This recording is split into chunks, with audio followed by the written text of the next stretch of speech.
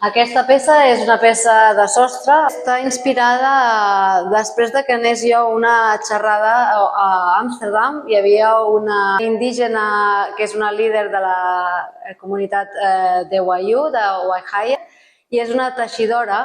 I estàvem parlant diferents temes i un d'ells era la naturalesa, la vegetació, i em va agradar molt com ella parlava de com la naturalesa per ells no és algo en què posseeixen, com nosaltres en la nostra societat occidental la tractem, no?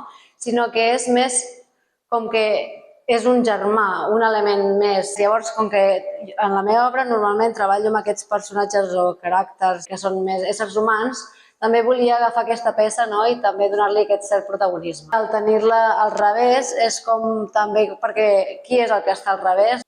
La vegetació o nosaltres també obre un qüestionament que em sembla interessant. I m'agrada que estigui així com en una sala que hi ha molt de trànsit i l'espectador s'ha de moure, de caminar per la peça i sentir-la també.